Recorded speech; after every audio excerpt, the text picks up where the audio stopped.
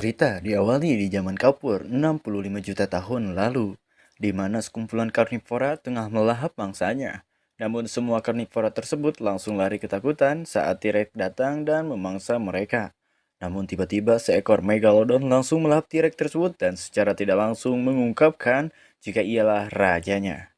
Alur pun maju ke masa sekarang, di mana terlihat sebuah kapal besar tengah berlayar di perairan Filipina. Di sini si Om Botak yaitu Om Jonas yang saat ini adalah seorang aktivis pelindung lingkungan laut keluar dari salah satu kontainer dengan cara melubanginya. Jonas secara diam-diam tengah menyelidiki kapal tersebut dan mengumpulkan bukti jika kapal tersebut telah membuang limbah dan racun dalam skala besar ke laut. Kemudian dia menuju ke ruangan kemudi, sementara kapten dan para kru kapal tersebut tengah sibuk membuang limbah tersebut. Setelah memfoto bukti lainnya di buku kapal, Jonas pun ketahuan dan langsung lari dari kejaran para kru. Walaupun sempat baku hantam, namun Jonas berhasil menjauh dari mereka.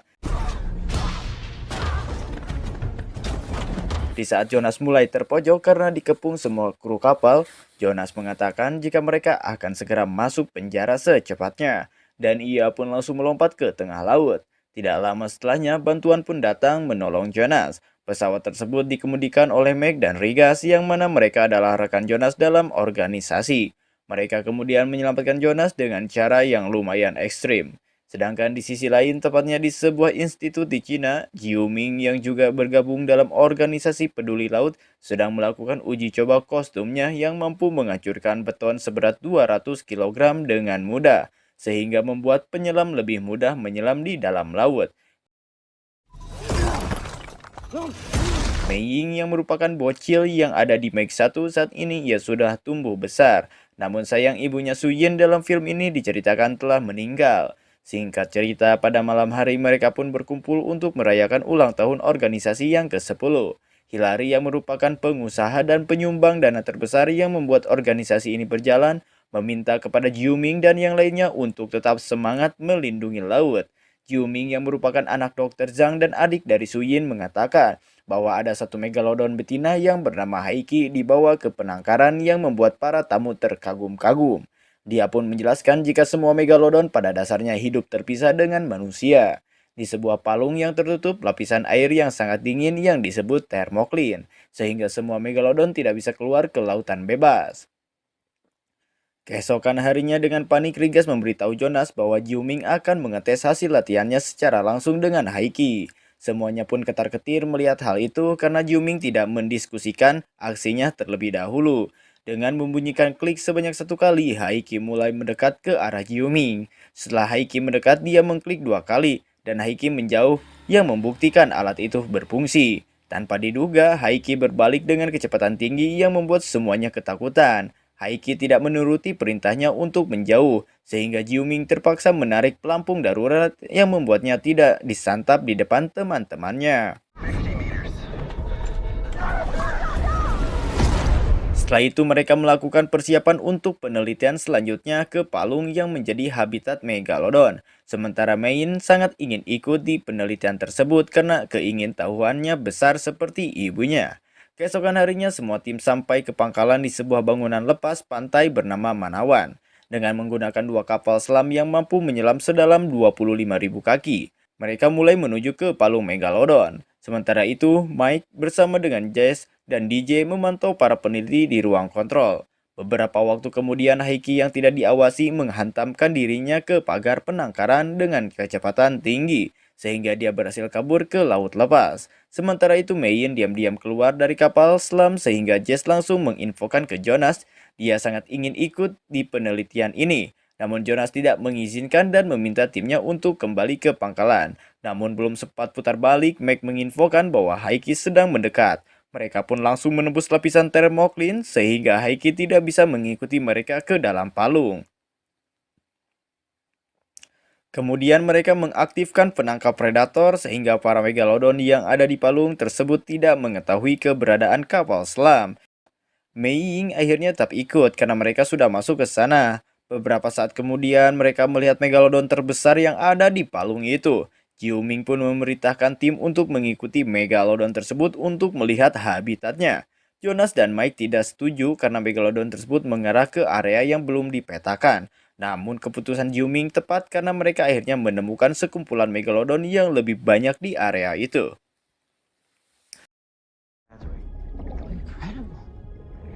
Tanpa diduga di area yang baru mereka jelajahi itu, mereka menemukan sebuah bangunan misterius yang masih menyala dan membuat mereka penasaran.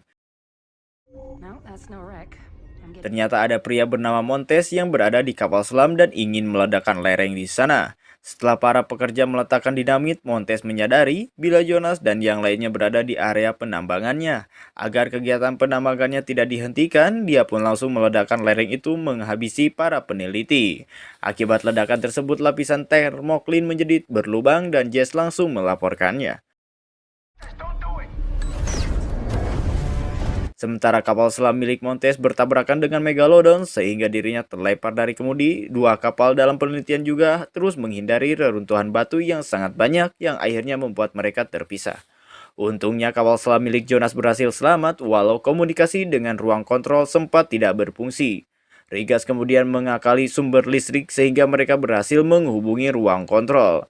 Jonas mengatakan pada Meg bahwa dia belum bisa berkomunikasi dengan kapal selam satunya dan kemudian minta dijemput dengan kapal selam darurat. Namun tiba-tiba Jess melaporkan pada Meg bahwa kapal selam darurat sudah dirusak dan tidak bisa beroperasi. Dia pun langsung memberitahu Jonas kalau kapal selam darurat tidak bisa digunakan karena tidak ada pilihan lain. Mereka pun menggunakan kostum supernya untuk berjalan menuju bangunan misterius tadi. Setelah pintu dibuka, mereka pun mulai berjalan di dasar laut. Di saat itu mereka bertemu dengan Jiuming dan yang lainnya yang membuat semuanya bersyukur bahagia. Mereka pun mulai berjalan bersama menuju bangunan misterius yang berjarak 3 km tersebut. Setelah cukup lama berjalan, Sal mulai panik karena oksigennya hanya tersisa 7% saja. Ketika jarak mereka dengan bangunan misterius sudah dekat, tanpa diduga mereka dikelilingi oleh binatang buas. Saat mau sampai ke sekumpulan binatang karnivora yang dulu ternyata masih hidup sampai zaman ini dan menyerang sehingga membuat formasi mereka acak-acakan. Karena keganasan binatang amfibi itu, Jiumi memutuskan menggunakan stik lampu yang sangat terang sehingga binatang tersebut menjauh. Sayangnya, sinar tersebut menarik perhatian para megalodon dan langsung menyerang mereka.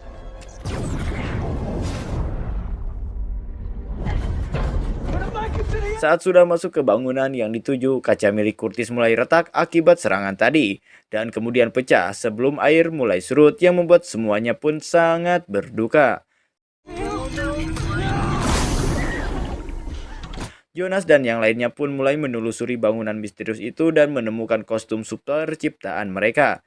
Ternyata ada di sini mulai sadar bila bangunan ini difungsikan untuk menambang batu langka yang sangat mahal yang berasal dari palung ini. Kemudian Montes ternyata masih hidup dan langsung menghubungi Larry yang menunjukkan bahwa Hilary lah bos tambangnya.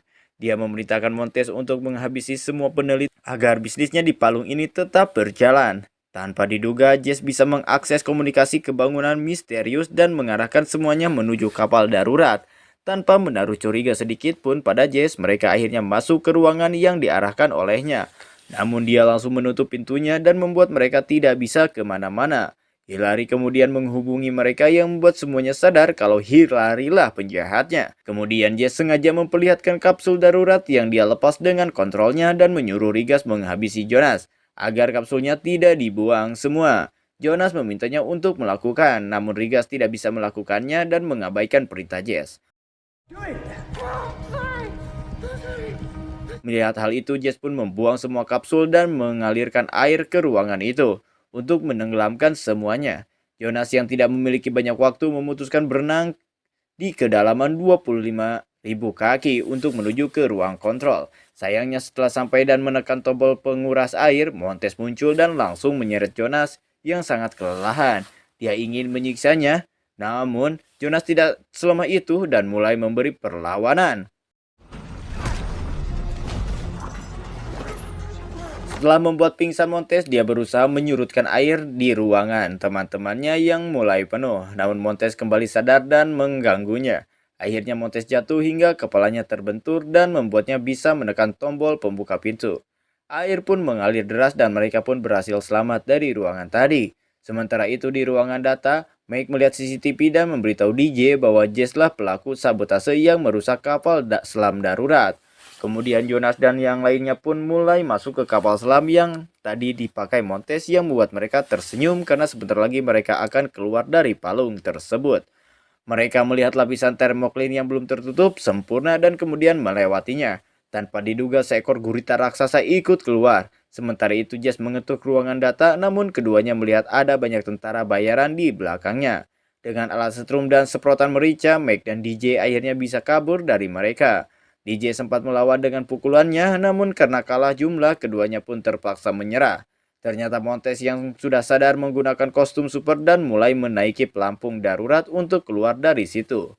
Beberapa waktu kemudian, Jonas dan yang lainnya akhirnya sampai di pangkalan dan melihat tentara bayaran sudah mengambil alih. Namun dengan cerdik, Jonas dan Jiuming mampu menyelamatkan Meg dan DJ yang sedang disandra. Sementara itu, Montes yang berhasil muncul ke permukaan langsung memeluk Jess dan menciumnya yang menunjukkan bahwa keduanya berpacaran. Hillary menghubungi mereka dan memerintahkan untuk menghabisi para peneliti. Tanpa diduga, Megalodon bisa memecahkan kaca tebal untuk melahap Jess dan membuat Montes sangat terpukul.